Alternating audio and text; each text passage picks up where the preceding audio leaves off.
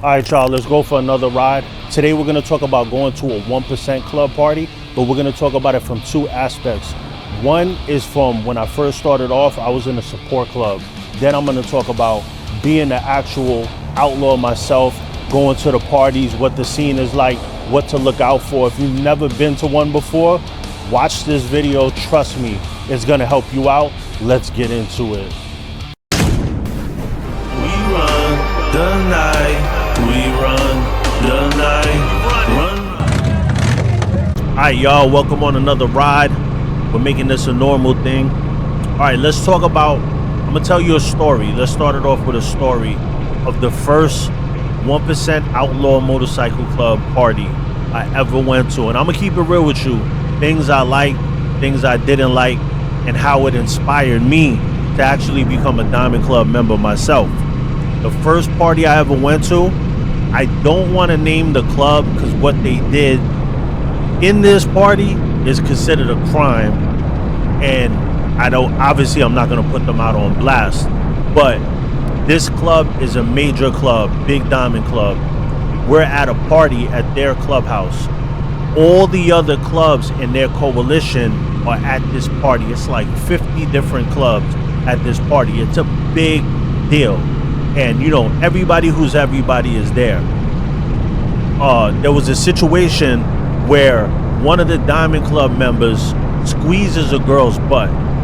The girl smacks the brother, and then all of a sudden, our president at the time, I'm in an auto club, and with aspirations of being an MC, but I started off there first, and he's like, listen, the big bros said that we need to clear a path.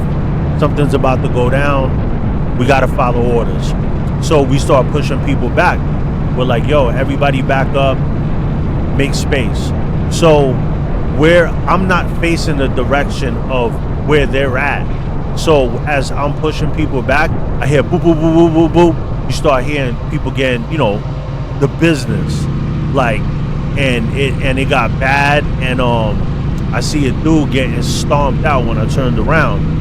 And there's girls screaming, the whole nine, drinks flying everywhere. And once it's all done, they walk off. I look back again and I see the dude, he's out. You know what I mean? Like I'm telling you, the funniest shit too, when they're stomping him, it's not funny, but when they're stomping him, not one of them has sneakers on. You know how outlaws are. Outlaws always suited and booted. I mean, some outlaws, I was the type that I like wearing sneakers. You know what I mean? I like being comfortable. But, you know, and I see a lot of brothers in Cali, they like to be comfortable too. So it's not just me. So don't hate on me. But that was just my thing. I like to be comfortable. But I did, when I was a nomad, I was forced to wear boots. Like, my president was not having it. Even black jeans, like I had to wear black jeans. I couldn't wear blue. And I don't like, now I got used to it, but I don't like wearing black jeans at this time. But now I'm used to it, so I wear them a lot. So back to the situation. They're stomping these dudes out with the hardest combat boots, army-looking boots you ever seen in your life. The most scuffed up, beat up, hard, like, you know what I mean? Steel toe. And I'm like, yo, dude is knocked out. So then we're like all looking. A couple of us are like, yo, these dudes are knocked out. And then we look, and there's a female too.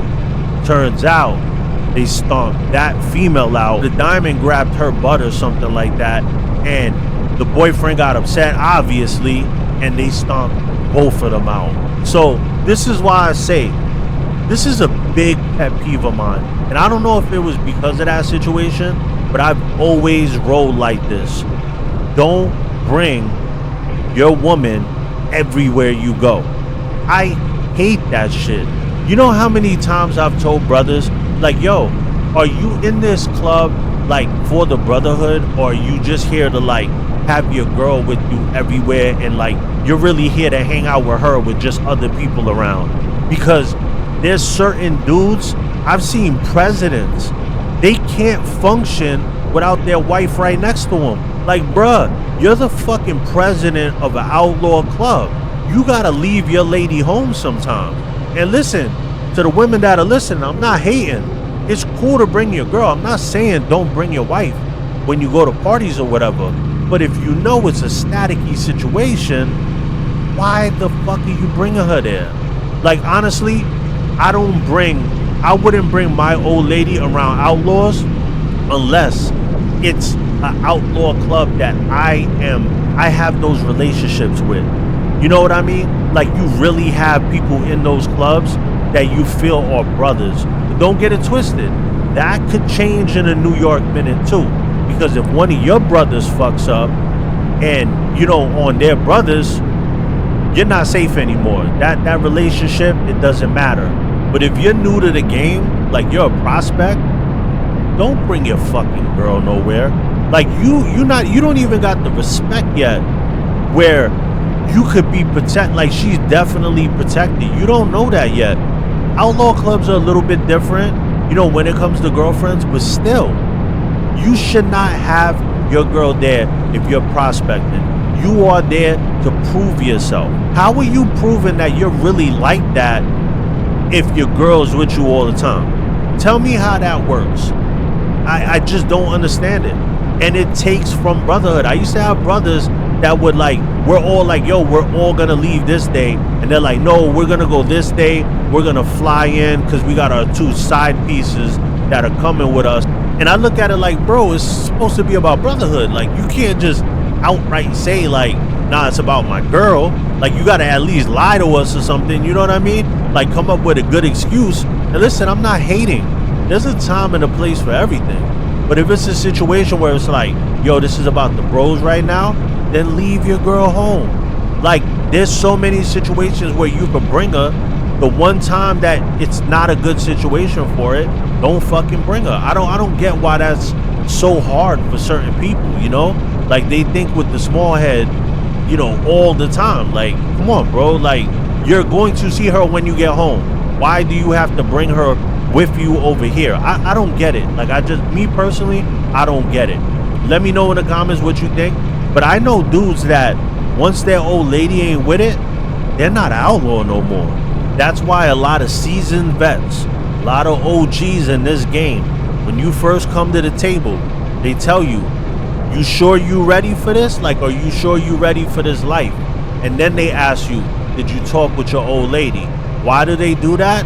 Because 99% of brothers leave clubs because of their old lady. Believe it or not, like, these dudes act like they're tough, but if their wife doesn't like the club and she ain't with it, it's either that or you lose your wife. And I've seen that plenty of times with club brothers.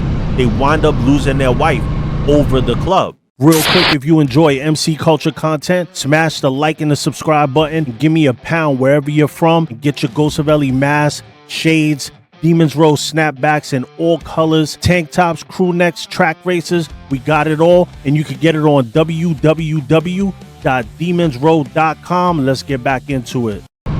So that happened at the first outlaw party I ever went to. Now, I didn't like the fact that happened to a female. Me personally, like, I don't like that type of shit. But one thing you have to understand is if one brother swings, they all swing. That's how the clubs are. Another thing that I didn't like and did like that I learned that day at that first outlaw motorcycle club party I went to is that they would walk through, they were bumping their own support club members. They were like not saying shit to nobody. They'll walk right by a whole bunch of like other club members, but only say what's up to their brother and be talking all loud. And it's like they had this thing where like, if you're not in their diamond club, you're not relevant. And I didn't like that. And I also did like the fact that, like, since I'm pretty antisocial myself in social settings, I'm like that too. I don't want to go up to everybody and say hi, because if you're in a support club, it's respect. Like, you're supposed to go up to the big bros and be like, yo, hey, I'm so-and-so or whatever, you know, be extra friendly. And that is not me, you know? So that is the first seeds of me, you know, wanting to be in a diamond club. Now, fast forward, being a member of an outlaw motorcycle club myself, it's a totally different thing. I've seen people get hemmed up. This is a good one that people should know about. If you're new to the culture and you see some big burly dude standing by the bathroom, it is not the time where I'm saying where he looks like he's doing security for the bathroom. It is not the time to use the bathroom. I seen a situation one day where a sergeant of arms is holding down the bathroom. Of course, if you know the culture, his president is in there. Now, his president is getting into a heated conversation with another club member, and it's like 2 and 2. There's like an enforcer in there with him, and he's talking, and they're like kind of having an argument or whatever in the bathroom. So the sergeant of arms tells this dude, yo, relax, wait a minute.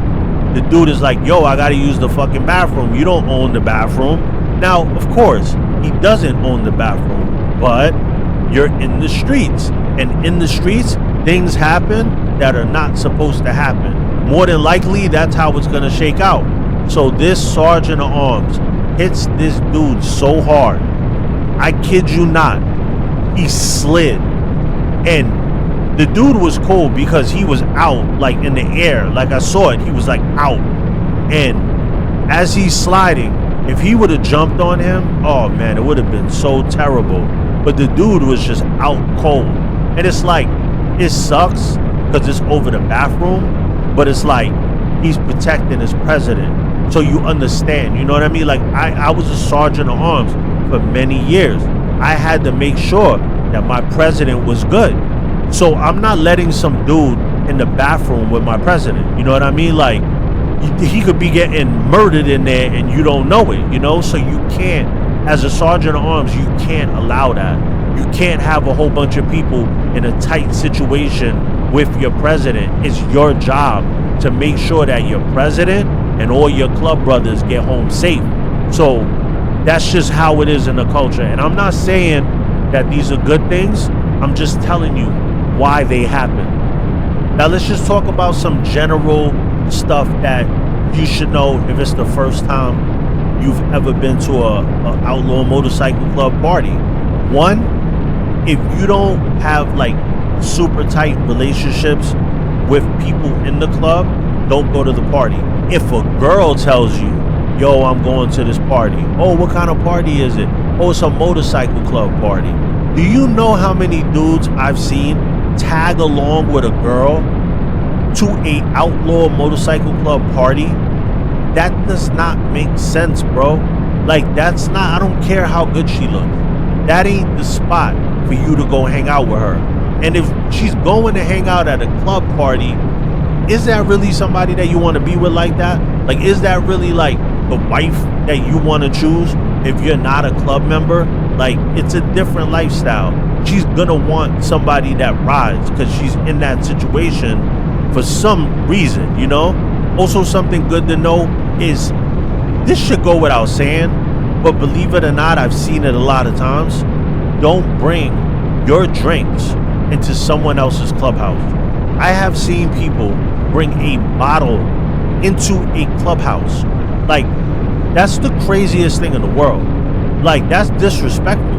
Like, if you really think about it, that's how they make their money. So you're cutting their throat, and then you're sharing it with other people. Like, I've seen people get that bottle put over their head. Now, I've also seen people come and they take the bottle and then they keep it for the bar, or they say, here, this is a gift for the bar. That's different, but you have to make sure that you let them know, like, that's what's happening. Because if you don't let them know, you're just a dude with a bottle in your hand. And I'm telling you, if somebody sees you with a bottle in your hand, a real sergeant will take you out. Like, they're not going to accept the fact that you have something in your hand that's a weapon in their clubhouse. And they're going to, you know, it's going to be bad. And I'm not saying it like it's a good thing. I'm just telling you how it is. And the main thing is know how to hold your liquor and your friends. Because if you have somebody with you and they can't hold theirs, that's how a lot of the issues happen. Anytime, I think it's almost 99% or 90% of the times, it's because someone drank too much. Because most people know how to act if they're not drunk. I mean, you got your small amount of people that are like, they're just going to get into a problem regardless of where they go because they just don't know how to act. So they need to learn the hard way. But for most people, it's drinking why things get bad. And another thing is, don't touch patch members' vests ever. Like, don't do it. Don't pat them on the back.